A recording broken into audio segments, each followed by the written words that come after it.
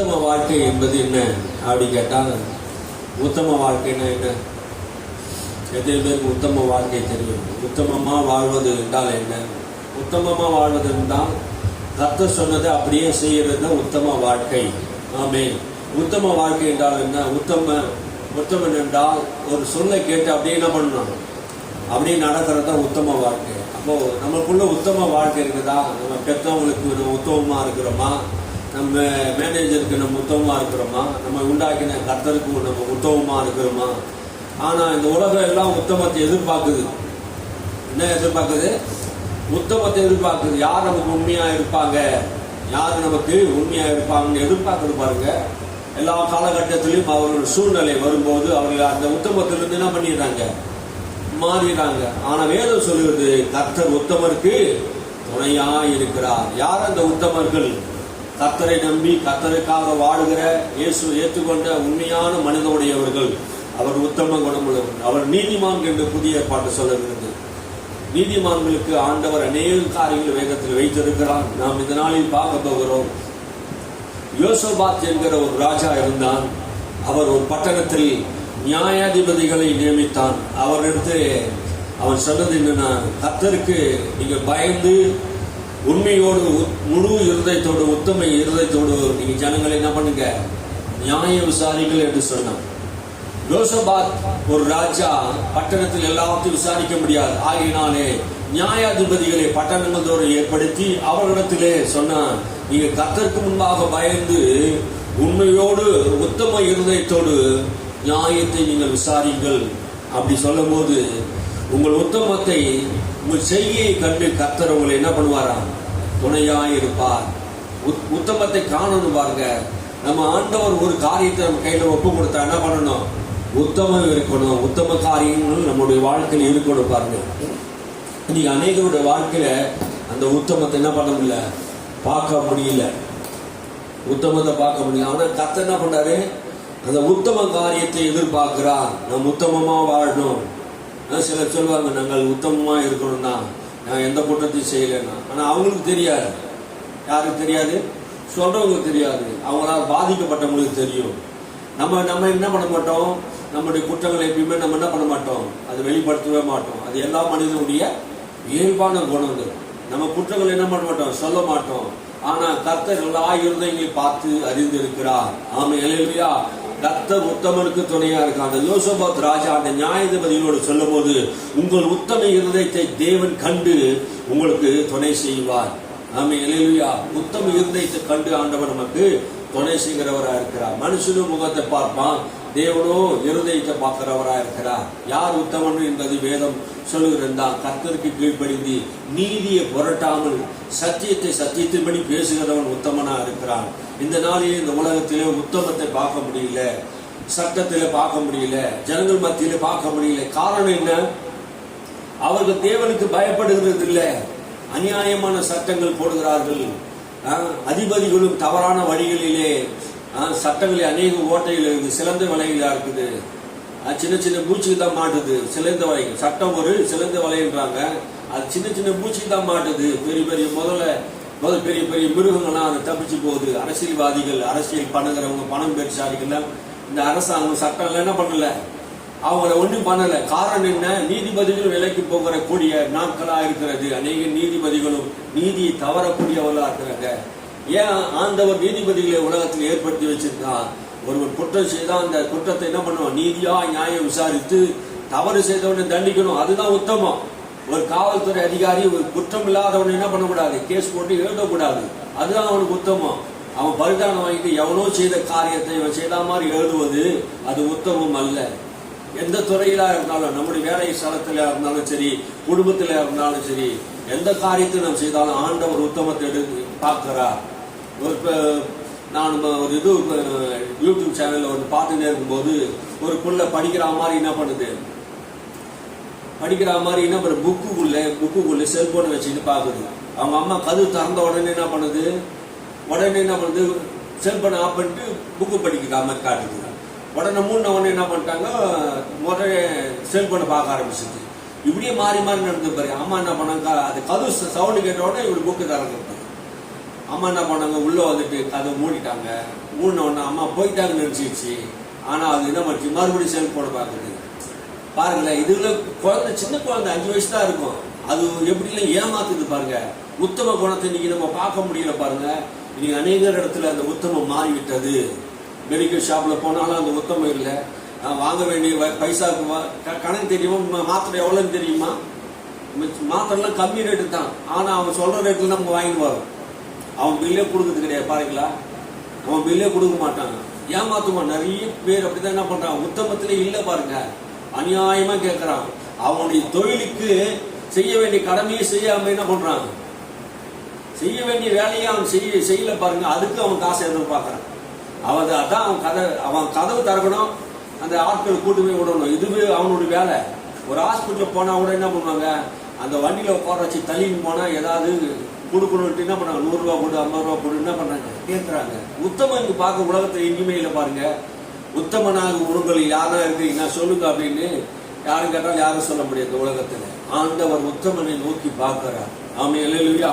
உத்தம இருதயத்தோடு இருக்கிறவை கர்த்தர் நோக்கி பார்க்கிறார். ஆபிரகாம் உத்தம இருதயத்தோடு வாழ்ந்தான் என்று வேதம் சொல்லுகிறது. நோவா தன்னுடைய காலத்திலே நீதிமானாய் உத்தமனமாய் இருந்தான்.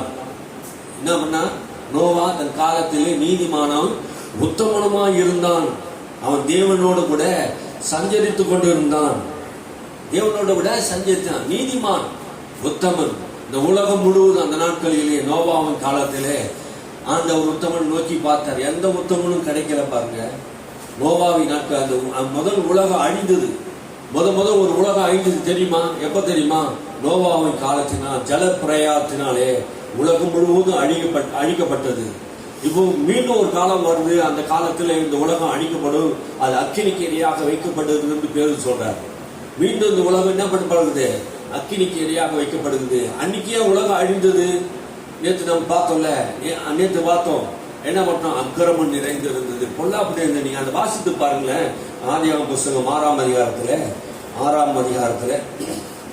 எல்லாரும் எடுத்துக்கொள்ளுங்க. ஆதியாகம புஸ்தகம் 6ஆம் அதிகாரம்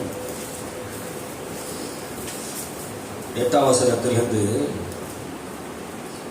6ஆம் வசனத்திலிருந்து வாசிப்போம். தாம் பூமியிலே மனுஷனை உண்டாக்கினதற்காக கர்த்தர் மனஸ்தாபப்பட்டார். அது அவர் இருதயத்துக்கு விசனமாய் இருந்தது. மனுஷனை உண்டாக்கினதுக்காக தேவனுடைய இருதயம் விசனப்பட்டது. தேவன் அதற்காக விசனப்பட்டார். பாருங்க, கடவுள் உண்டாக்கினது எல்லாம் நல்லது நல்லது என்று கண்டு நல்லது என்று சொன்னார், எல்லா படைப்பையும். ஆனா மனிதனுடைய இந்த செயலை பார்த்து அவருடைய இருதயம் விசனமாய் இருந்தது, கஷ்டப்படுகிறது. அப்போ மனிதனுடைய இருதயம் என்ன பண்ணுச்சு, உத்தம இருதயத்தோடு இல்லை. என்ன நடந்தது? அப்போது கர்த்தர் தான் சிருஷ்டித்த மனுஷனை பூமி மேல் வைக்காமல் மனுஷன் முதற்கொண்டு மிருகங்கள், ஊரும் பிராணிகள், ஆகாயத்து பறவைகள் பரியந்தமும் உண்டாயிருக்கிறவைகளை நிக்கிரகம் பண்ணுவேன். நான் அவர்களை உண்டாக்கினது எனக்கு மனஸ்தாபமாய் இருக்கிறது என்றார். அவர்களை உண்டாக்கினது எனக்கு மனஸ்தாபமாய் இருக்கிறது என்றார். மனஸ்தாபம் வருகிறது பாருங்க. மனஸ்தாபம் ஏன் ஆண்டவருக்கு இவ்வளவு பெரிய மனஸ்தாபம் வர காரணம் என்ன? ஆனா அந்த நாட்களில் வாழ்ந்த அந்த மக்கள் எப்படி இருந்தாங்கன்னா, கொடூர மனிதர்களாக, இரக்கம் இல்லாதவர்களாக, கொடூர கொலைவாளிகளாக, இரக்கம் இல்லாமல் ஒருத்தனை அடித்து அவனை நாசமாக்கி குடும்பத்தை ஒன்றுமில்லாம பண்ணி, அன்னைக்கு பலவான்களா யாரெல்லாம் பலவான்களா இருந்தாங்களோ, யாராருக்கெல்லாம் வலிமை இருந்ததோ, யாராருக்கெல்லாம் ஜனங்கள் இருந்ததோ, அவங்க என்ன பண்ணலாம், போய் மற்ற மக்கள் அடித்து கொள்ளையடித்து அவங்க பொருள்லாம் தேடின்னு வந்துடலாம், எல்லாத்தையும் அது பண்ண அநியாயம் பண்ணலாம். யாருமே கேட்க முடியாது. யாரும் அந்த நியாயமே இல்லாத போச்சு பாருங்க. அந்த உலகத்தில் என்ன ஆயிடுச்சு, நியாயமே கிடையாது. ஏன்டா அவனை அடிச்ச, குற்றம் இல்லாத ஏன்டா அவன் அடிச்ச கேட்டா அவனை கொலை செய்திருவோம். அந்த காலம் அப்படியாப்பட்ட காலங்கள் நோவாவின் காலத்தில் அப்படி நடந்தது பாருங்க.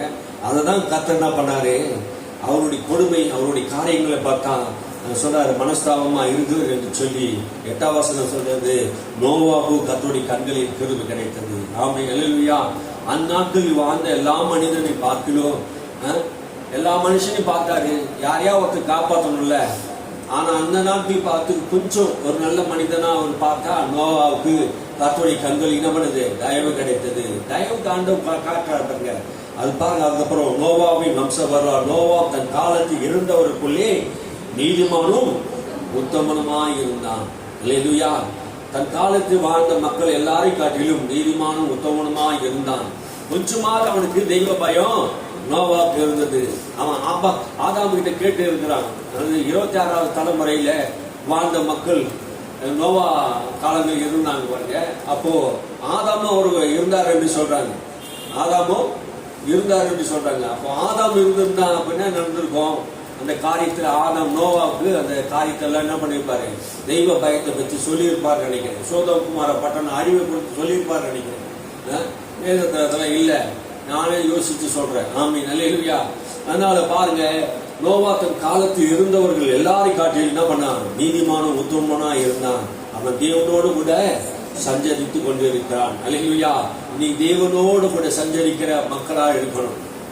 யார் உத்தமன் என்றா, தேவனோடு கூட ஜபத்துல தேவனோடு கூட உறவாடி கொண்டு இருக்கிற மக்கள். சஞ்சரிப்பது என்றால் என்ன, தேவனோடு ஐக்கியமா இருப்பது, அனுதினமும் தேவனை தேடுவது, வேதத்தை வாசிப்பது. ஆமே, அவர்தான் உத்தமனா வாழ முடியும். யார் உத்தமனா வாழ முடியும்? கர்த்தருக்கு பயந்து வாழுகிற மனுஷன் எப்படி இருப்பான்? அவன் வேதத்தை வாசிக்கிறவனா இருப்பான். அவன் என்ன பண்ணுவான்? ஜெபிக்கிறவனா இருப்பான். 3 வேளையும் ஜெபிக்கிறவனா இருப்பான். 3 வேளையும் கர்த்தரை என்ன பண்ணுவான்? ஆராதிக்கிற மனுஷனா இருப்பான். அதுதான் உத்தம வாழ்க்கை. நோவா பூமி தேவனுக்கு முன்பாக சீர்கெட்டதா இருந்தது. என்ன சொல்றாரு? நோவாவுக்கு கர்த்தருக்கு முன்பாக இந்த பூமி எப்படி இருந்ததா?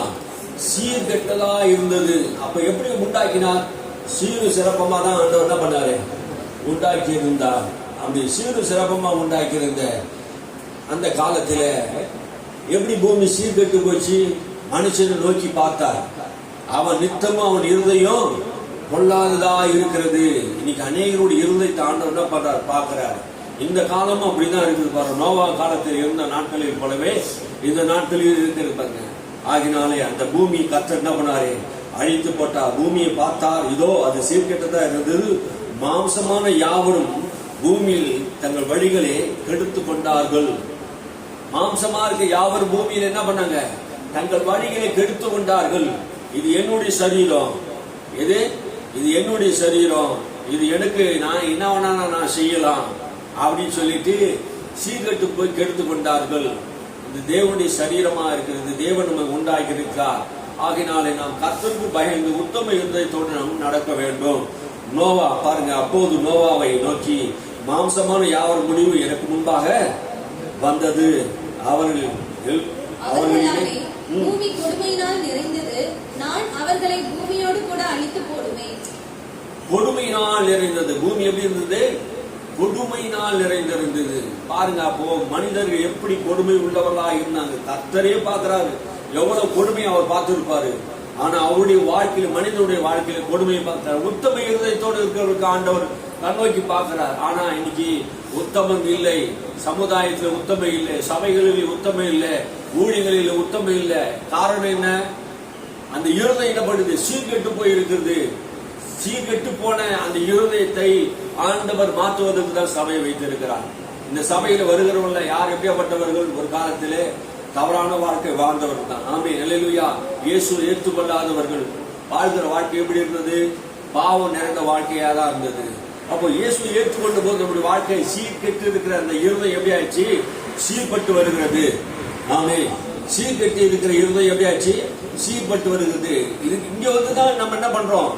நம்ம கர்த்தருக்குள்ள மகிழ்ச்சியா இருந்து நம்ம இருதயத்தை என்ன பண்றோம்? மாற்றிக் கொள்றோம், திருந்துறோம். திருந்தி நம்ம கர்த்தருக்குள்ளே வாழ்கிறவராய் இருக்கிறோம். பூமியோடு கூட அழித்து போடுவேன் என்றார். ஒருத்தனையும் உடலை பாருங்க, நாட்கள் வாழ்ந்த எல்லா மக்களும் அழிந்து போனார்கள். நோவா தன் காலத்திலே வாழ்ந்த போது நீதிமானா வந்தான். ஆகினால் என்ன நடந்ததுன்னா, முழு உலகம் வெள்ளத்தினால் அழிந்த போது, முழு உலகம் வெள்ளத்தினால் அழிந்த போது நோவா குடும்பமும் அவன் பிள்ளைகளும் என்ன பண்ணாங்க? பேழையும் காப்பாற்றப்பட்டார்கள். யார் உத்தமனா வாழ்றாங்களோ உத்தமனை கர்த்தர் என்ன பண்ணுவாரு? காப்பாற்றுவார். அல்லேலூயா. வேதம் சொல்றது, உத்தமனை கர்த்தர் காப்பாற்றுவார். அதான் செய்த தானம் தர்மம் உன்னை தலை காப்புன்னு சொல்லுவாங்க பத்திய தமிழ்ல. செய்த தானம் தர்மம், அந்த தர்மம் தான் நமக்கு சொல்றது. அந்த உத்தமத்தை தான் ஆண்டவர் சொல்றாரு. நம்ம செய்கிற காரியங்களை நம்ம ஆண்டவர் கண்ணோக்கி பார்க்கிறார். நம்ம ஆண்டவர் பார்க்கல நம்ம நினைக்கவும் முடியாது பாருங்க. நம்ம செய்யற எல்லா காரியத்தையும் கண்ணோக்கி பார்க்கிறார். நமக்கு தெரியும், நம்முடைய இருதயத்துக்கு தெரியும் நம்ம யார் என்பது. ஆமே, அல்லேலூயா. ஆனா அவர் எல்லா குற்றங்களையும் மன்னித்து மறுபடியும் ஆண்டவர் நம்ம என்ன பண்றாரு, உத்தமனாய் மாற்ற விரும்புகிறார். ஆமென், அல்லேலூயா. நம்ம உத்தமனாய் மாறுவதற்கு, நீதிமானாய் வாழ்வதற்கு, உத்தமனும் நீதிமானுமாய் வாழ்வதற்கு ஆண்டவர் நமக்கு கிருபை செய்கிறார். அல்லேலூயா. இந்த உலகத்தில் உத்தமமாய் வாழும்போது துன்பங்கள் நிறைய வரும், துன்பங்கள் வரும், பாடுகள் வரும். ஏன்னா தேவ பக்தியா நடக்கிறவர்களுக்கு துன்பம் அதிகமா வரும். தேவ பக்தியா நடக்க நீதி பிரமாணங்களை கடைபிடிக்கும் போது, சத்தியத்தை கடைபிடிக்கும் போது, நாம் உண்மையா இருக்கும் போது நமக்கு விரோதமாக அநேக மக்கள் எழுப்புவார்கள். ஏனென்றால் அவர்கள் அந்த நீதி பின்பற்ற மாட்டார்கள். நீதிகளாய் செய்கிறவர்கள் நம்ம என்ன பண்ணுவாங்க, நம்ம சத்தியத்தின்படி நடந்தா நம்ம பகைப்பாங்க. தோடா வந்துட்டாரா, எப்படி வந்துட்டாரா, இவரு நீதி பேசுறாரு, உண்மை பேசுறவர், ஹரிச்சந்திரன் வந்துட்டாரா, இப்படிலாம் நம்ம என்ன பண்ணுவாங்க, உலகம் பரியாசம் பண்ணும். உத்தமமாய் வாழும் போது நமக்கு வழியில் இருக்கும் பாருங்க. சன்மார்க்கனும் உத்தமனும் தேவனுக்கு பயந்து நடந்தவனுமாக யோபை குறித்து கர்த்தர் சொல்றார். ஆனா பிசாசு அவன் மேல கண்ணை போட்டான் பாருங்க. அவன் சன்மார்க்கன், உத்தமன், நீதிமான், தேவனுக்கு பயந்து நடக்கிறவன். ஆனாலும் யோபுடைய வாழ்க்கையில உத்தமத்திலிருந்து அவன் மாறல பாருங்க. நீ இன்னும் உத்தமத்தில் இருப்பாயோ? என்ன உத்தமம்? கர்த்தரை தூஷிக்காத ஒரு இருதயம். ஆமென், அல்லேலூயா. என்ன நடந்தாலும் யோபு மாத்திரம் என்ன பண்ண, கர்த்தரை தூஷிக்கல. உத்தம இருதயத்தோட நாம் கொண்டாடி சொல்றா, இன்னுமாயா உத்தம இருதயத்தோட அவர் பின்பற்றுவ? ஆடு போச்சு, மாடு போச்சு, பிள்ளைங்க போச்சு, சொத்து போச்சு, வெள்ளி போச்சு, பொண்ணி போச்சு, எல்லாம் போயிட்டு சரீரம் கெட்டு போய் அழுகி போச்சு, ஜீவனை விட்டு செத்து போடான்னு சொல்றா பொண்டாட்டி. இன்னுமா உத்தமத்தில் இருக்கிற? உலகத்தில் என்ன நடந்தாலும் யோபு பொறுமையா இருந்தான். இந்த உலகத்துல பொறுமையா இருப்பது உத்தமம் தான். ஆமென், அல்லேலூயா. யோபு முடிவை நீங்க கவனிங்க. ஆரம்பத்தை பாத்தீங்களா, முடிவை கவனிங்க. அவன் உத்தமத்துக்கு ஏற்ற மாதிரி கர்த்தர் என்ன பண்ணாரு. ஆரம்பம் உனக்கு போராட்டம் இருக்கலாம், வாழ்க்கையில் ஆரம்பம் போது, கிறிஸ்துவ வாழ்க்கை ஆரம்பிக்கும் போது உனக்கு போராட்டம் இருக்கலாம். ஆனா உனக்கு ஒரு நல்ல முடிவை கர்த்தர் வைத்திருக்கிறார். அல்லேலூயா. நீ எதிர்பார்க்காத ஒரு நல்ல முடிவை கர்த்தர் உனக்கு வைத்திருக்கிறார். உன் எதிர்காலத்தை குறித்து, உன் வரப்போற காலங்களை குறித்து, உன் பிள்ளைகளை குறித்து ஆண்டவர் எதிர்காலத்தை வைத்திருக்கிறார். தாவீது தன்னுடைய பிள்ளை குறித்து ஜெபிக்கும் போது கூட அவன் சந்ததிகள் எல்லாம் கர்த்தர் ராஜஸ்தானத்தில் வரும்படியா அவன் ஜெபித்த போது தாவீது நிமித்தம் சாலமோனை ஆசீர்வதித்தார். தாவீது நிமித்தம் அவன் சந்ததிகளை ஆசீர்வதித்தார். ஆமென், அல்லேலூயா. தாவீது உத்தம இருதயத்தோடு கர்த்தரை பின்பற்றினபடினாலே கர்த்தரே சொல்றாரு, நான் தாவீது நிமித்தம் உனக்கு நான் என்ன பண்றேன், துணை செய்கிறேன், உதவி செய்கிறேன் என்று கர்த்தர் சொல்றார். நம்முடைய இருதயத்தை கர்த்தர் பார்க்கிறவரா இருக்கிறார். அல்லேலூயா, அல்லேலூயா.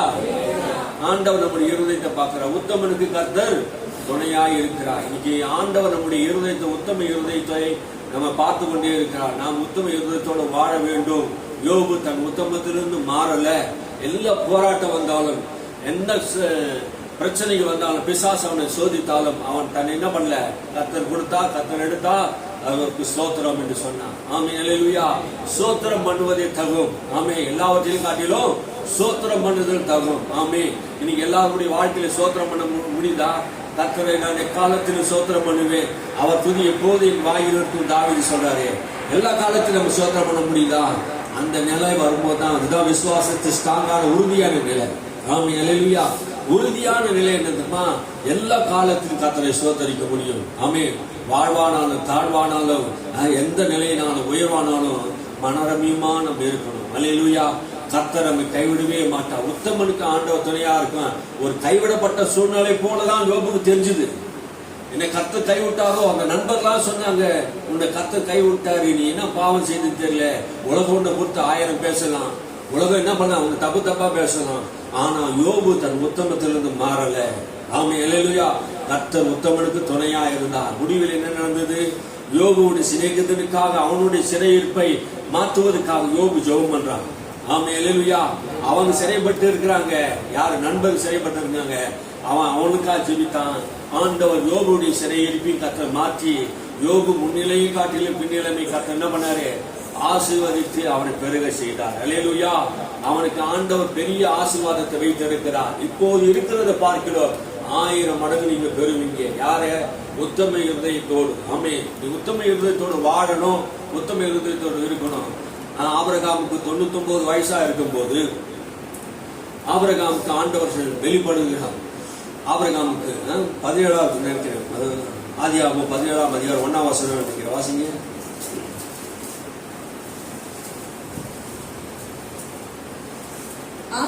99 வயதான போது கர்த்தர் ஆபிரகாமுக்கு தரிசனமாகி, நான் சர்வ வல்லமையுள்ள தேவன், நீ எனக்கு முன்பாக நடந்து கொண்டு உத்தமனாயிரு. ஆமென். அல்லேலூயா. நான் சர்வ வல்லமையுள்ள தேவன், நீ எனக்கு முன்பாக நடந்து உத்தமனாயிரு. அல்லேலூயா. ஆபிரகாம் கர்த்தருடைய கற்பனைகளுக்கு கீழ்ப்படிந்து நடந்தான். ஆமென். கர்த்தருக்கு கீழ்ப்படிந்து நடந்தான். ஆபிரகாம் சொன்னதெல்லாம் செய்தான். போகும் இடம் இன்னதென்று தெரியாமல் இருந்த போது கர்த்தர் பாலும் தேவன் ஓடுகிற கானான் தேசத்துக்கு வான்னு சொல்லல, நான் அழைக்கிற தேசத்துக்கு வான்னு சொன்னார். எங்க வர சொன்னாரு? பாலும் தேவன் ஓடுகிற தேசத்தை நான் தரேன்னு சொல்லி உனக்கு கூப்பிடல, நான் கூப்பிடுகிற தேசத்துக்கு வான்னு சொன்னாரு. அவன் புறப்பட்டு போகும் இடம் இன்னதென்று தெரியாமல் அவன் புறப்பட்டு போனான். உத்தமமா இருந்தான். பாருங்க, 99 வயசுல கூட அவன் உத்தமத்தை ஆண்டவர் சோதிக்கும் போது சொல்றாரு, ஆபிரகாமே, நீ என்ன சர்வ வல்லமுள்ள தேவன், எனக்கு முன்பாக நீ நடந்து உத்தமனாயிரு. ஆண்டவர் 99 வயசு கிழவங்கிட்ட கேட்கிறாரு, உத்தம வாழ்க்கையை கேட்கிறாரு. அப்படின்னா என்ன அர்த்தம்? உத்தம வாழ்க்கைன்னா கீழ்ப்படுகிற வாழ்க்கை. ஆபிரகாமுக்கு 100 வயதுல பிள்ளை பிறந்தது. அந்த பிள்ளையை கர்த்தர் கேட்கிறார், அவன் ஏகசுதன் ஒரே பேரான குமாரனாகிய ஈசாக்கை நான் சொல்லுகிற மலையிலே நீ பலி செலுத்தும்படியாக நான் உனக்கு கட்டளையிடுன்னு சொன்ன போது ஆபிரகாம் ஆண்டவர்கிட்ட எந்த கேள்வியும் கேட்கல, தன் பிள்ளைக்காக எந்த மன்றாட்டம் வைக்கல. கர்த்தர் சொன்னா என்ன பண்ணா? கீழ்ப்படுகிற உள்ளம் அவனுக்கு இருந்தது. அவன் என்ன பண்ணா? தன் மகனை கூட்டிக் கொண்டு மோரியா மலைக்கு போய் புறப்பட்டு போய் அங்கே தன் மகனை பலி செலுத்துவதற்காக ஆயத்தமான போது அப்போது கர்த்தர் அவன் இருதயத்தை பார்த்தார். ஆபிரகாமுடைய இருதயம் எப்படி இருந்தது? கர்த்தருக்கு பயந்து இருந்தது. கர்த்தர் தான் சொன்னா எதையும் செய்வானா ஆபிரகாம் பார்த்தார். அவனுடைய உத்தம இருதயத்தை கர்த்தர் பார்த்தார். ஆபிரகாமே, ஆபிரகாமே, உன் பிள்ளை மேல கையை போடாதே, நீ எனக்கு பயந்து நடக்கிறவன் என்று இப்போது நான் என்ன பண்ண அறிந்து இருக்கிறேன் என்று சொன்னார். அல்லேலூயா. நாம் கீழ்ப்படியும் போது நம்முடைய இருதயத்தை பார்க்கிறார். ஆமென். அல்லேலூயா. உத்தம இருதயத்தை ஆண்டவர் நம்மை நோக்கி பார்க்கிறார். நமக்குள்ள ஆண்டவர் உத்தம இருதயத்தை வைத்திருக்கிறார். நாம் கீழ்ப்படியும் போது, கீழ்ப்படிந்து நடக்கும் போது, சத்தத்துக்கு கீழ்ப்படியும் போது நம்மை ஆண்டவர் ஆசீர்வதிப்பார். ஆபிரகாம் தேவனுடைய கற்பனைகளையும் தேவனுடைய வசனத்தையும் சத்தியத்தையும் என்ன பண்ணல, மாற்றல. அவன் என்ன பண்ணான்? கீழ்ப்படிந்து உத்தமனா இருந்தான். ஆனா உத்தமனுடைய வாழ்க்கை என்ன இருந்தது? எப்படி இருந்தது? நீ கவனித்து பார்த்தா ஆபிரகாமை ஆண்டவர் ஆசீர்வதித்தா, ஈசாக்கை கர்த்தர் ஆசீர்வதித்தா, யாக்கோபை ஆசீர்வதித்தா. யாக்கோப் இஸ்ரவேல் ஒரு பெரிய கூட்டமாக மாறினார்கள். ஆமென். அல்லேலூயா. உத்தமனுக்கு வருகிற ஆசீர்வாதம் பாருங்க. ஆபிரகாம் கர்த்தரை உத்தமமாய் அவன் பின்பற்றினபடினாலே ஆண்டவர் அவன் சந்ததிகளை ஆசீர்வதித்தார். அல்லேலூயா. ஆபிரகாமின் தேவன், ஈசாக்கின் தேவன், யாக்கோபின் தேவன் என்று சொல்லுகிறார். அநேக இடங்களிலே அவர் பேசும்போது, ஜனங்களோடு பேசும்போது நான் ஆபிரகாமின் தேவன் என்று சொல்லுகிறார். காரணம் என்ன? ஆபிரகாம் கர்த்தரை உத்தமமாய் பின்பற்றினபடினாலே, அவன் என் பிரமாணங்களை கை கொண்டபடினாலே, அவன் என் சத்தத்துக்கு செவி கொடுத்தபடினாலே அவன் நிமித்தம் நான் உங்களை ஆசீர்வதிப்பேன் கர்த்தர் சொல்றார். அல்லேலூயா. திரளான ஆசீர்வாதங்கள் எல்லாமே ஆபிரகாம் மூலமா கர்த்தர் இஸ்ரவேல் ஜனங்களுக்கு கொடுத்தார். ஆமென். நாம் உத்தமமாய் வாழ்வது நமக்கு என்ன பிரயோஜனம் அப்படின்னு நீங்க நினைக்க கூடாது. ஆமென். நம்முடைய பிள்ளைகள் உத்தம வாழ்க்கை வாழும்போது நம்முடைய பிள்ளைகள் ஆசீர்வாதமா இருப்பாங்க. நம்ம எதிர்காலம் ஆசீர்வாதமா இருக்கும். யோபுடைய காலங்களிலே யோபு ஆசீர்வாதமா இருந்தான். ஆனா கஷ்டப்பட்டான், துன்பப்பட்டான், வேதனைப்பட்டான். துன்பப்பட வேண்டியது அவசியமா இருக்கிறது. இந்த உலகத்தில் உபத்திரப்பட வேண்டியது அவசியமா இருக்கிறது. எது? நீதி நிமித்தம் நீங்க துன்பப்படுவது தேவனுக்கு ஏற்றவைகளா இருக்கிறது. ஆமென். அல்லேலூயா. இந்த உலகத்திலே நாம் நீதி நிமித்தம் துன்பப்பட வேண்டியதா இருக்கும். இந்த உலகத்தை நாம் நீதியோடு வாழும் போது நமக்கு பல துன்பங்களை கொடுக்க பிசாசு வரலாம், மனிதர் வரலாம், பல காரியங்கள் நம்முடைய வாழ்க்கையில நடக்கலாம் பாருங்க. ஆனாலும் நம் நீதி என்ன பண்ணக்கூடாது? விட்டு கொடுக்க கூடாது. நல்லா நீதியா வாழ்ந்து என்ன பிரயோஜனம்? எவனவனும் அநியாயம் பண்றான், அக்கிரமம் பண்றான், அதே மாதிரி நம்ம வாழ்ந்துட்டு போயிடலாம். நம்ம என்ன பண்ணக்கூடாது? இருதயம் பெருமையினால் என்ன கூடாது? வரக்கூடாது. பாருங்க, இந்த உலகம் அப்படித்தான் இருக்கும்.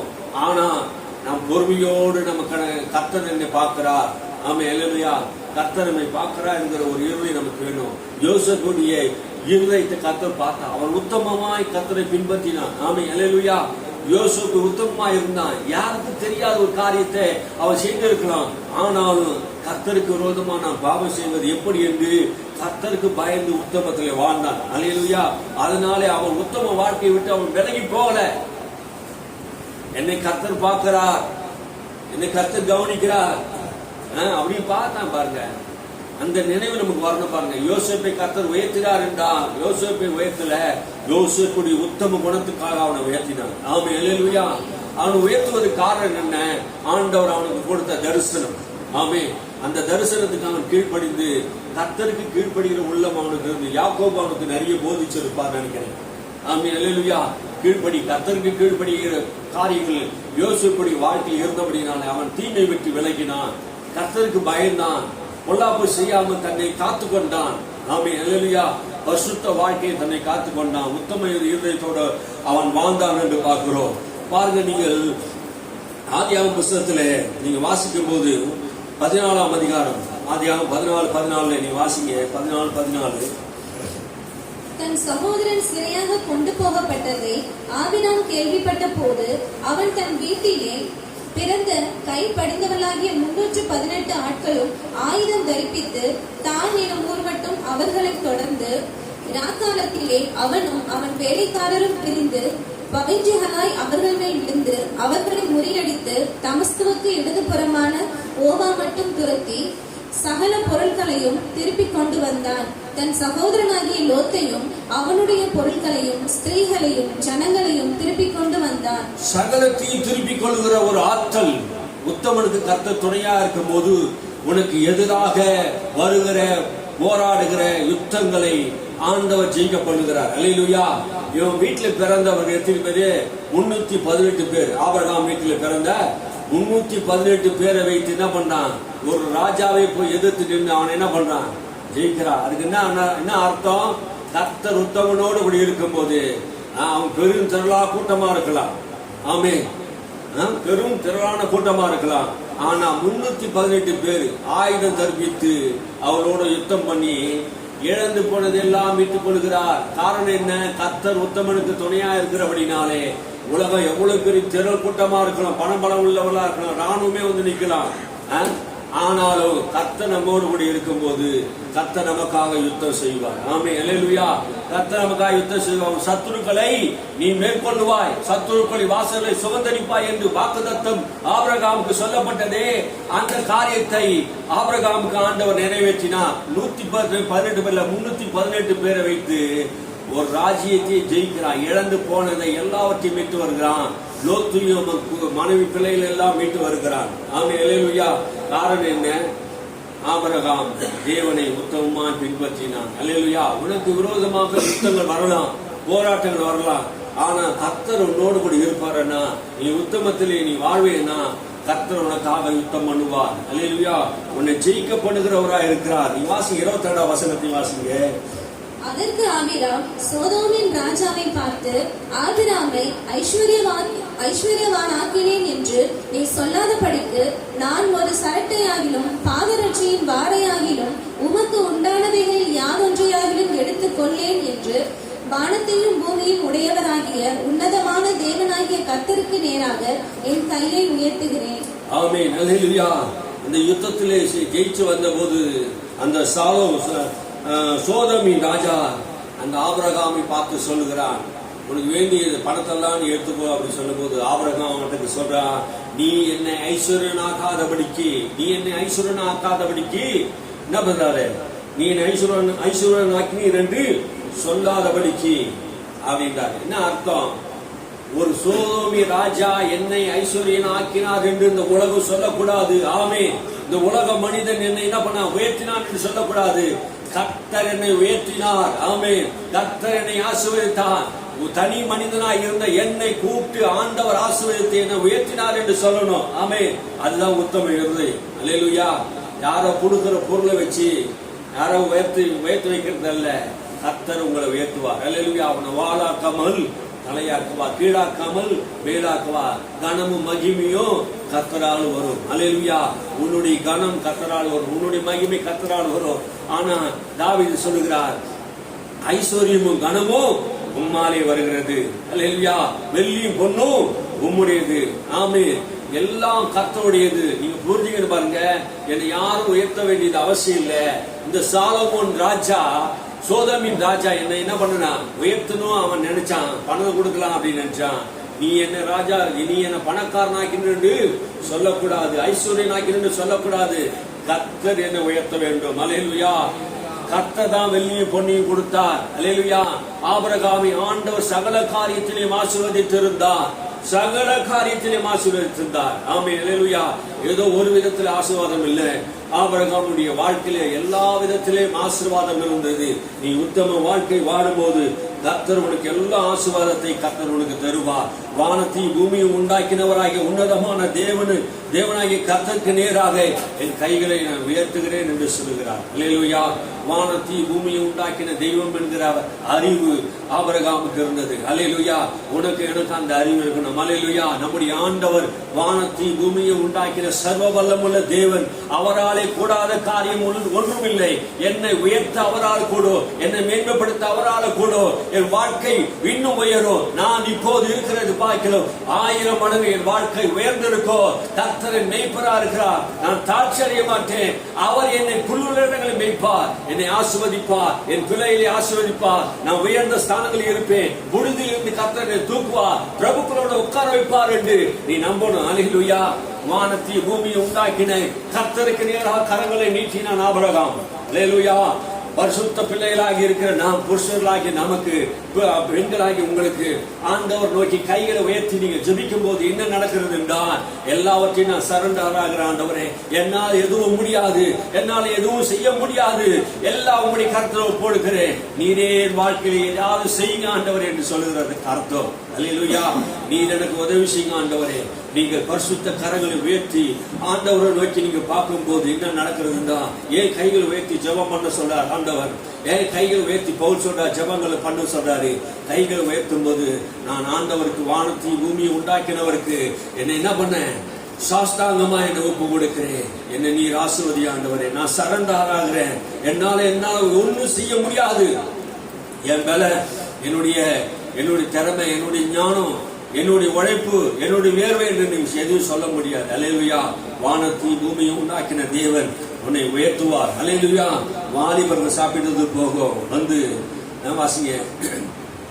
வாலிபர் சாப்பிட்டது போக என்னுடனே வந்த ஆனீர், எஸ்தோல், மம்ரே எனும் புருஷருடைய பங்கு மாத்திரமே வர வேண்டும். இவர்கள் தங்கள் பங்கை எடுத்துக்கொள்ளட்டும். அவர்கள் மட்டும் அந்த பங்கு எடுத்துக்கொண்டு, சாப்பாடுக்கு அந்த வாலிபர்கள் வந்தாங்க, யுத்தத்துக்கு வந்தாங்களே, அவங்க அந்த பங்குகளை எடுத்துக்கொள்ளட்டும். நான் என்ன பண்ண மாட்டேன். நீ கொடுக்கிற ஒரு சரட்டை ஆகிய சின்ன சரட்டை, சின்ன சைனை கூட நான் என்ன பண்ண மாட்டேன், நான் எடுக்க மாட்டேன். ஒண்ணு எனக்கு ஏன் பாதரட்சை வாரை கூட, தோல் செருப்பு வார கூட நான் என்ன பண்ண மாட்டேன், எடுத்துக்க மாட்டேன்னு சொல்லிட்டார். அல்லேலூயா. ஆபிரகாமுக்கு இந்த பொருளாசை இல்லை, பண ஆசை இல்லை. ஏன்? கர்த்தரை ஆசீர்வதிப்பார் என்ற நம்பிக்கை இருந்தது. அல்லேலூயா. உனக்கு எனக்கு நம்பிக்கை. உனக்கு ஒண்ணும் இல்லைனாலும் பரவாயில்ல, கர்த்தரை ஆசீர்வதிப்பார். ஆபிரகாமை அழைத்தவர் உங்களையும் அழைத்திருக்கிறார் கிறிஸ்து மூலமா.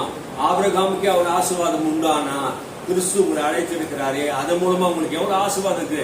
கிறிஸ்துக்குள்ளே உன்னதத்திலே சகல விதமான ஆசீர்வாதத்தினாலும் நம்மை ஆசீர்வதித்திருக்கிறார். சகல விதமான ஆசீர்வாதம். அன்னைக்கு ஆபிரகாம் சகல விதமான காரியத்தில் ஆண்டவர் ஆசீர்வதித்தது போல சகல விதமான ஆசீர்வாதங்கள் கிறிஸ்து இயேசுக்குள் இருக்கிறது. நம்மை கிறிஸ்து இயேசுக்குள்ளே ஆசீர்வதித்திருக்கிறார். ஆமென், அல்லேலூயா. நாம் உத்தமமாய் கிறிஸ்துவை பின்பற்றும் போது நம்முடைய முடிவு எப்படி இருக்குன்னு நினைக்கிறீங்க? இப்போது இருக்கிறது நீங்க கவனிக்காதீங்க. இன்னும் கொஞ்ச நாள், அல்லேலூயா, உங்க விசுவாசம் பொன்னாக இருக்கிறது, உங்கள் விசுவாசம் வெளியேறப்பட்டதா இருக்கிறது. அது சோதிக்கப்படுகிற இந்த நாட்களிலே, இந்த உலகத்தில் நம் விசுவாசம் சோதிக்கப்படுகிறது.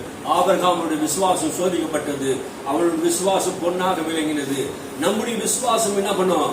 இந்த உலகத்திலே சோதிக்கப்படும். நீ தேவன் மேல் வைத்திருக்கிற நம்பிக்கை, நீ தேவன் மேல் இருக்கிற அசையாத உறுதியான தன்மை, நான் என்ன சூழ்நிலை வந்தாலும் நான் என்ன பண்ண மாட்டேன், அந்த தேவனுடைய திட்டங்களுக்கு, சட்டங்களுக்கு நான் என்ன பண்ண மாட்டேன், மாற மாட்டேன் என்கிற உறுதியான இருதயம் நமக்கு வேணும். அல்லேலூயா.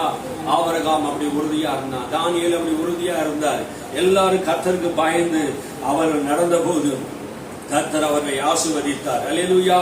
அதுக்கப்புறம் சொல்றார் 15ஆம் வசனத்தை, இந்த காரியம் நடந்த பின்பு கர்த்தருடைய வார்த்தை ஆபிரகாமுக்கு தரிசனத்தில் உண்டாகி, ஆபிரகாமே நீ பயப்படாதே, உனக்கு கேடகும் உனக்கு மகா பெரிய பலமா இருக்கிறேன் என்றார். அல்லேலூயா.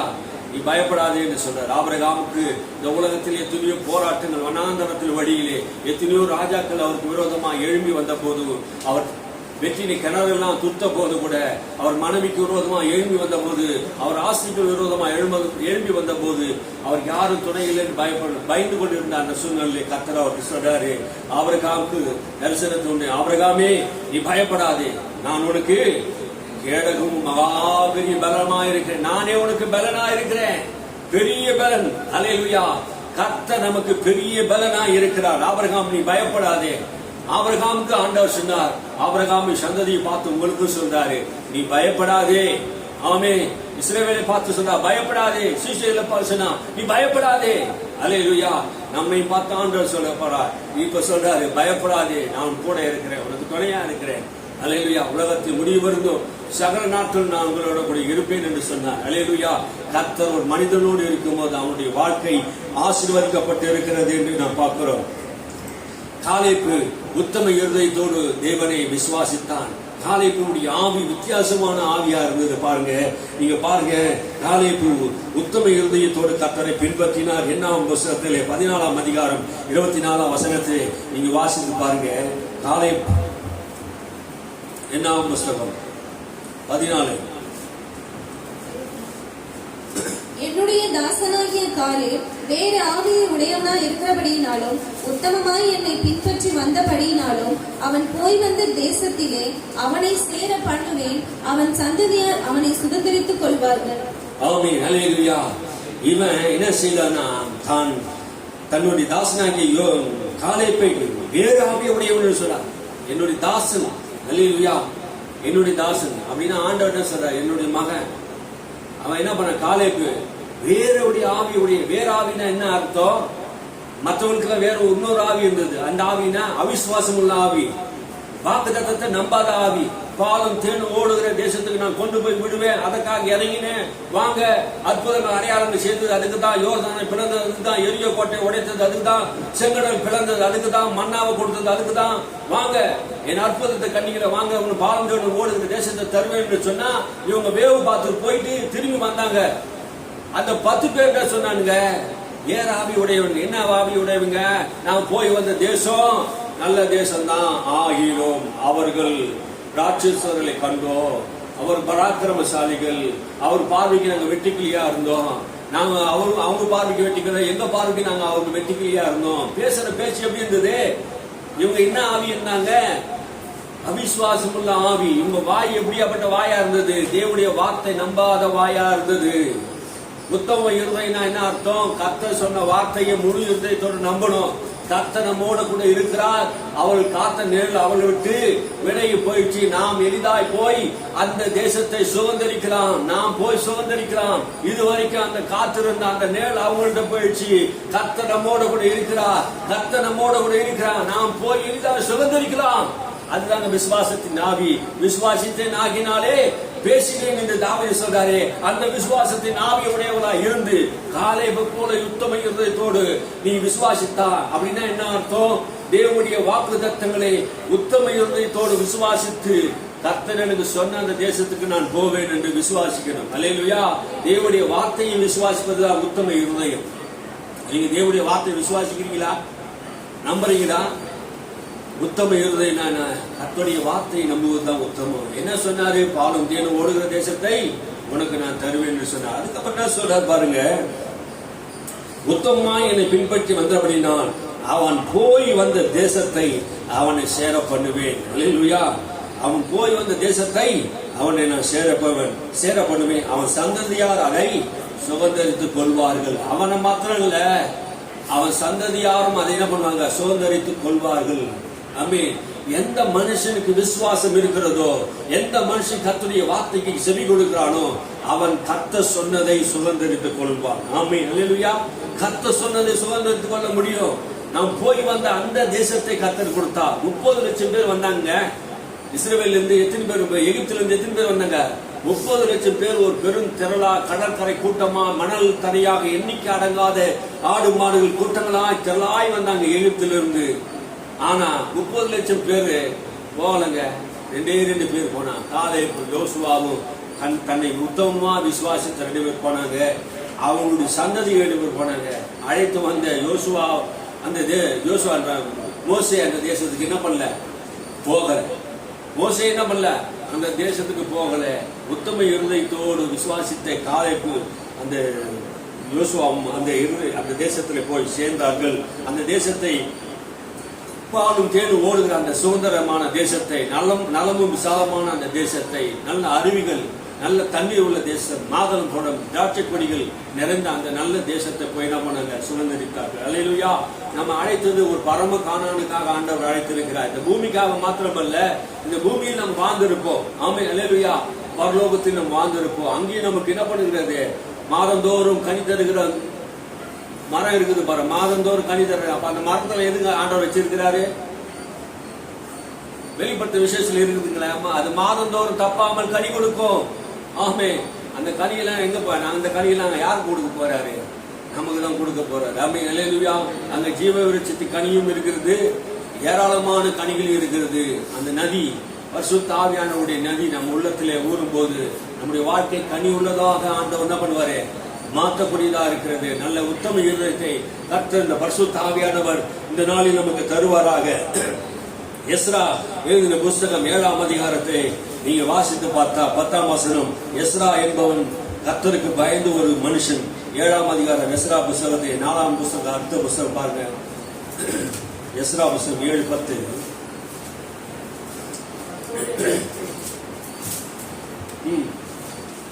கர்த்தருடைய வேதத்தை ஆராயவும் அதன்படி செய்யவும் இஸ்ரவேலிலே கட்டளையிடவும் நீதி நியாயங்களை உபதேசிக்கவும் எஸ்ரா தன் இருதயத்தை பக்குவப்படுத்தியிருந்தார். வாசிங்க மறுபடியும். கர்த்தருடைய வேதத்தை ஆராயவும் அதன்படி செய்யவும் இஸ்ரவேலிலே கட்டளைகளையும் நீதி நியாயங்களையும் உபதேசிக்கவும் எஸ்ரா தன் இருதயத்தை பக்குவப்படுத்தி இருந்தார். கர்த்தருடைய வேதத்தை ஆராயவும். பாருங்க, கர்த்தருடைய வேதத்தை ஆராயணும். இன்னைக்கு கர்த்தருடைய வேதத்தை ஆராய்ந்தாதான் உத்தம இருதயமும் வருங்க. உத்தம இருதயம் வரும். பாருங்க, பெரேயா பட்டணத்தாரும் தெசலோனிக்கே பட்டணத்தாரும் என்ன பண்ணாங்க, வேதத்தை ஆராய்ந்தபடினாலே குணசாலிகளாக மாறினார்கள். ஆமென். அல்லேலூயா. வேதத்தை எந்த மனுஷன் ஆராயறான், அவன் குணசாலியா மாறான், அவன் இருதயம் உத்தம இருதயமா மாறுகிறது.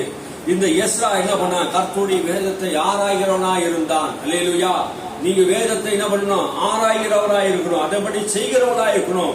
இஸ்ரவேலின் கட்டளைகளையும் நீதியின் நியாயங்களையும் உபதேசிக்கிறவனாகவும் எஸ்ரா தன் இருதயத்தை பக்குவப்படுத்தினான். அல்லேலூயா. எதை பக்குவப்படுத்தினான்? இருதயத்தை பக்குவப்படுத்துவது. ஆமென். அப்ப வேத வசனத்தை நீ வாசிக்கும் போது இந்த வேத வசனம் உன் இருதயத்தை சுத்தமாக்குகிறதா இருக்கிறது. அல்லேலூயா. உன் இருதயத்தை எதை வைத்து சுத்தம் பண்ண முடியும்? தேவனுடைய வார்த்தையினாலே நம் இருதயத்தை சுத்தம் பண்ண முடியும். இங்கேதான் மகா கேடு உள்ளது, இருதயமானது மகா கேடு உள்ளது, திருக்குள்ளது என்று எரேமியா சொல்கிறார். அந்த இருதயத்தை எனக்கு தா என்று சொல்லுகிறார் ஆண்டவர். அல்லேலூயா. இந்த இருதயத்தை தேவனுடைய வசனத்தினாலே இந்த எஸ்ரா சுத்தம் செய்தான். அவன் சுத்தம் செய்தது மாத்திரமல்ல, இந்த காரியத்தை தன்னுடைய ஜனங்கள் இஸ்ரவேல் மக்களுக்கெல்லாம் கடைபிடிக்கும்படி அந்த வேதத்தை சத்தியத்தை அவன் எடுத்துரைத்து அந்த மக்களை நீதி உள்ளவர்களாகவும் கர்த்தருக்கு கீழ்ப்படிக்கிற ஜனங்களாக அவன் மாற்றினான். ஆமென். அல்லேலூயா. அப்படியாப்பட்ட இருதயம் எஸ்ராக்கு இருந்தது. அவன் உத்தமமாய் கர்த்தரை பின்பற்றியபடினாலே எஸ்ரா கேட்டதெல்லாம் ராஜா அவனுக்கு கொடுத்தார். 6ஆம் அதிகாரத்தை வாசிங்க, 6ஆம் வசனத்தை வாசிங்க. 6ஆம் வசனத்தை வாசிங்க. அப்பொழுது தரியு ராஜா எழுதி அனுப்பினான். 7:6. இந்த எஸ்ரா இஸ்ரவேலின் தேவனாகிய கர்த்தர் அருளிய மோசேயின் நியாய பிரமாணத்திலே தேறின வேத பாரகனாய் இருந்தான். அவனுடைய தேவனாகிய கர்த்தருடைய கரம் அவன் மேல் இருந்ததினால் அவன் கேட்டவைகள் எல்லாம் ராஜா அவனுக்கு கொடுத்தான். ஆமென். எஸ்ரா இஸ்ரவேலின் தேவனாகிய கர்த்தருடைய அருளிய மோசே அருளிய நியாய பிரமாணத்திலே தேறின வேத பாரகனாய் இருந்தான். தேறின வேத பாரகன். தேறின வேத பாரகனா என்ன அர்த்தம்? தேராத வேத பாரகனும் இருக்கிறாங்கன்னு அர்த்தம். அப்ப வேதத்தை சரியா தெரிஞ்சு கொள்ளாதவங்களும் இருக்கிறாங்க, வேதத்தை சரியா புரிந்து கொள்ளாதவங்களும் இருக்கிறாங்க. இன்னைக்கு எத்தனை பேர் நம்ம வேதத்தை சரியா புரிந்து கொள்றோம்? கடவுளை குறித்து நம்ம சரியா அறிந்து கொள்றோம்? வேதத்தை வாசித்தா தானே நம்ம கடவுளை குறித்து அறிய முடியும். நாம் ஜெபம் பண்றோம், ஜெபம் பண்ணும் போது நம்ம ஆண்டவர்கிட்ட பேசுறோம். ஆண்டவர் நம்மகிட்ட பேசணும் விரும்பும் போது நம்ம எப்படின்னா என்ன செய்யணும்? வசனம் தான் ஆண்டவர் நம்ம கூட பேசுறாரு. ஆண்டவர் நம்ம கூட பேசணும்னு நினைக்கிறவங்க எல்லாம் எத்தனை பேரு கையில் வைத்தீங்க? ஆண்டவர் நம்ம கூட பேசணும் விரும்பினீங்கன்னா நீங்க வேதத்தை வாசித்தா தான் ஆண்டவர் உங்களோட கூட பேசுவார். அல்லேலூயா. எஸ்ரா கர்த்தரை நோக்கி ஜெபம் பண்ணினான். கர்த்தரை நோக்கி என்ன பண்ணா, இந்த வார்த்தையெல்லாம் வைத்து அவன் செய்த காரியங்களை பாரு. நியாயப்பிரமாணத்தை தேடின வேதபாரனா இருந்தான். அவனுடைய தேவனாகிய கர்த்தருடைய கரம் அவன் மேல் இருந்தபடினான். கர்த்தருடைய கரம் யார் மேல் இருந்ததான்? யார் மேல இருந்தது? வேதத்தை வாசித்து தியானித்த மனிதன் மேல் கர்த்தருடைய கரம் இருக்கோ. உங்க மேல் கர்த்தருடைய கரம் இருக்கணும்னா ஜெபித்தா மாத்திரம் போதாது, வேதத்தை வாசிக்கணும். ஆமே, இந்த பிரமாணங்களை அறியணும். மோசே கொடுத்த அந்த பிரமாணங்களை அறியணும். அவன் கேட்டதெல்லாம் ராஜா அவனுக்கு கொடுத்தான். அல்லேலூயா. அவன் கேட்டதெல்லாம் கொடுத்தான். சத்தியத்தை சரியா அறிந்திருந்தா நம்ம பரலோகத்தின் ராஜா, ஆமே, ராஜாதி ராஜா நமக்கு அதையெல்லாம் கேட்டதெல்லாம் தருவார். ஆமே, அல்லேலூயா. இன்னைக்கு கேட்டதெல்லாம் கிடைக்கல. ஏன் கிடைக்கல? எதுக்கு கிடைக்கல? நீங்கள் என்னிலோ என் வார்த்தை உங்களிலோ நிலைத்திருந்தால் கேட்டுக்கொள்வதோ உங்களுக்கு செய்யப்படும் என்று சொன்னார். வார்த்தை இருக்குதா? வேதம் இருக்குதா? சத்தியம் இருக்குதா? வார்த்தையின்படி கேட்கணுமா? வார்த்தையின்படி செயல்படணுமா? அப்போ எஸ்ரா தேவனுடைய வார்த்தை நிறைந்திருந்தபடினா, கர்த்தருடைய கரம் அவனோடு இருந்தபடினாலே, அவன் வேதத்தை வார்த்தையில் நிறைந்த ஒரு மனிதன் இருந்தபடினா, ராஜா அவன் எஸ்ரா கேட்டதெல்லாம் கொடுத்தான், உதவி செய்தான் என்று சொல்கிறார். அப்போ நம்முடைய ராஜா நம்ம கேட்டதெல்லாம் கர்த்தர் நமக்கு தரக்கூடியவராய் இருக்கிறார். அல்லேலூயா, அல்லேலூயா. ஆண்டவர் நம்மளுக்கு ராஜாவா இருந்து நம் கேட்டதெல்லாம் கர்த்தர் தருகிறார் என்று வேதம் சொல்லுகிறது. 2 நாளாகவும் 16:9 சொல்லுது, தம்மை பற்றி உத்தம இருதயத்தோடு இருக்கிறவர்களுக்கு தம்முடைய வல்லமையை விளங்க பண்ணுவதற்கு அவர் கண்கள் பூமி எங்கோ உலாவிக் கொண்டு இருக்கிறது என்று சொல்கிறார். அல்லேலூயா. தம்மை பற்றி உத்தம இருதயத்தோடு இருக்கிறவர்களுக்கு தம்முடைய வல்லமையை கர்த்தர் என்ன பண்ணுவாராம்? விளங்க பண்ணுவார். அல்லேலூயா. அவருடைய கண்கள் பூமி எங்கும் உலாவிக் கொண்டு இருக்கிறது. உத்தம இருதயத்தோடு நாம் வாழும்போது ஆண்டவர் தம்முடைய வல்லமையை விளங்க பண்ணுகிறார். எலியா தம் உத்தம இருதயத்திலே அவன் வாழ்ந்ததினாலே அன்னைக்கு பாகா தீர்க்கதரிசிகளுக்கு முன்பாக, ஆகாப் ராஜாவுக்கு முன்பாக என்ன பண்ணா? என் வார்த்தையின்படி அல்லாமல் இந்த பூமியில மழையும் பொய்யாது, பனியும் பொழியாது, என் வார்த்தையின்படி அக்கினி இறங்கி வரட்டும் சொன்னா, அவன் வார்த்தையின்படி அக்கினி இறங்கி வந்தது. அவன் வார்த்தையின்படி பூமியிலே மழை பொழிந்தது, பனி பொழிந்தது. ஏன்னா எலியா உத்தம இருதயத்தோடு வாழ்ந்தான். தம்மை பற்றி உத்தம இருதயத்தோடு இருக்கிறவர்களுக்கு தமது வல்லமையை விளங்க பண்ணுகிறார். அல்லேலூயா. நீ உத்தம இருதயத்தோடு நீ வாழும்போது கர்த்தர், அப்படின்னா உத்தம இருதயத்தினா நீ கர்த்தருக்காக வாழும்போது, அவருக்காக சாட்சியா இருக்கும் போது, அவருடைய நாமம் மகிமைப்பட வேண்டும் அப்படின்னு நீ நினைக்கும் போது அந்த வல்லமை விளங்க செய்கிறார். அல்லேலூயா. ஆனா புதிய ஏற்பாட்டு காலத்திலே இயேசு பிரசங்கித்த போது எல்லா ஜனங்களுக்கும் அற்புதம் செய்தார். ஆனா புறஜாதிகளை கீழ்ப்படிய பண்ணும்படியாக அற்புதங்களையும் அடையாளங்களையும் உறுதிப்படுத்தினா, வார்த்தையினாலே அந்த அந்த வசனத்துக்கு அடையாளமாக அற்புதங்கள் அடையாளங்களை செய்தார் என்று வேதம் சொல்லுது. அல்லேலூயா. ஆண்டவருடைய வசனத்துக்கு அற்புத அடையாளங்கள் உண்டு. புறஜாதிகள் கீழ்ப்படியும்படியாக அற்புதங்கள் அடையாளம் செய்தார். ஏன்? தமது வல்லமையை விளங்க பண்ணுகிறார். யாருக்கு? உத்தமனுக்கு கர்த்தருடைய வல்லமையை விளங்க பண்ணுகிறவராய் இருக்கிறார். அல்லேலூயா. வாசித்து பாருங்க, 53வது அதிகாரம், ஏசாயா 53:11. இயேசுவை குறித்து அங்கு சொல்லுகிறார். தம்மை பற்றி உத்தம இருதயத்தோடு இருக்கிறவர்களுக்கு அவர் நீதிமானாக்குகிறார் என்று சொல்றார்.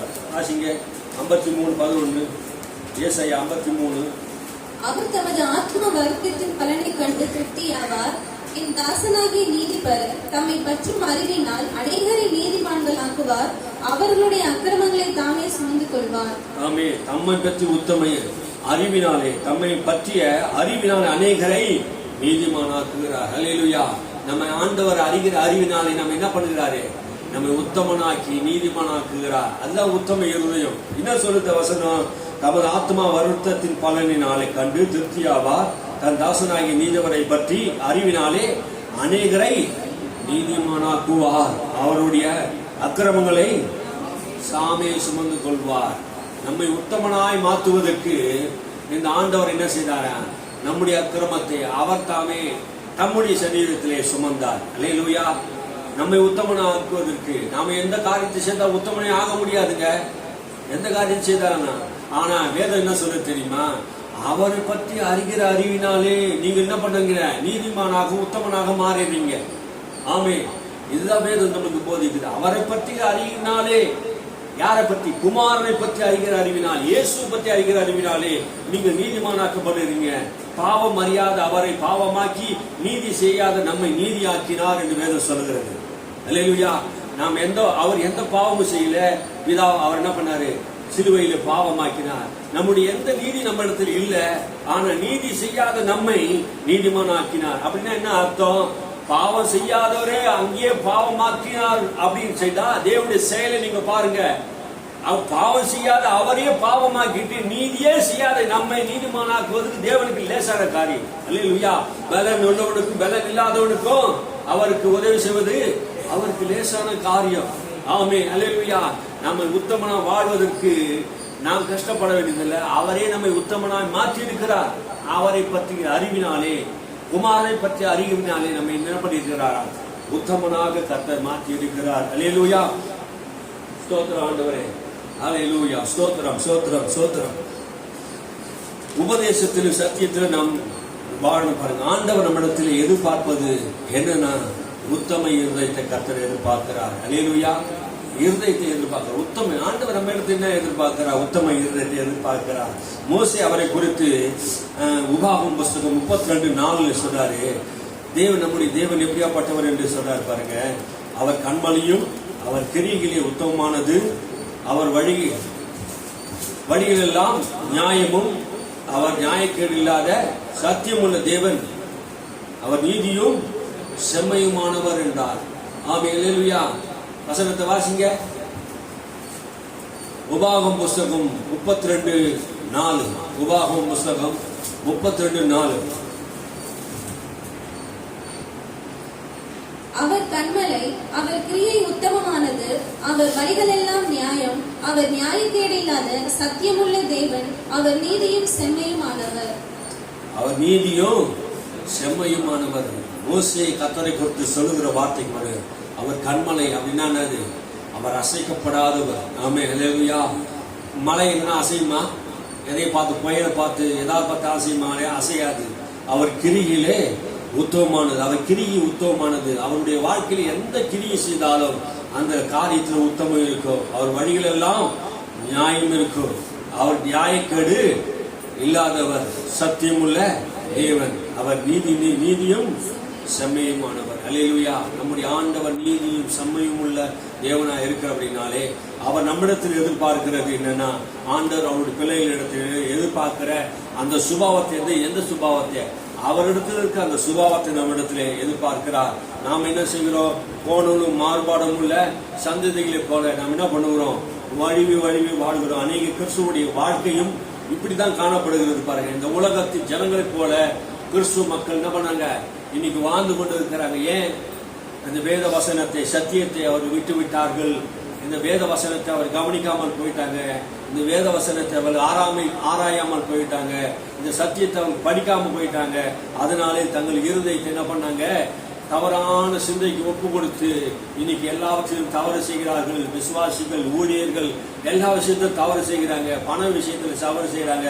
எல்லாம் கோணலும் மாறுபான வழிகளை மனுஷன் என்ன பண்ணான்? தேர்ந்தெடுத்து விட்டான். ஆண்டவர் நம்ம இடத்துல எதிர்பார்த்தது என்ன? உத்தம இருதயத்தை. ஆமென். அல்லேலூயா. உத்தமனுக்கு கர்த்தர் துணையா இருக்கிறார். அப்படி நம்ம எழுந்திருப்போம். அல்லேலூயா. கர்த்தரை ஸ்தோத்திரிப்போம்.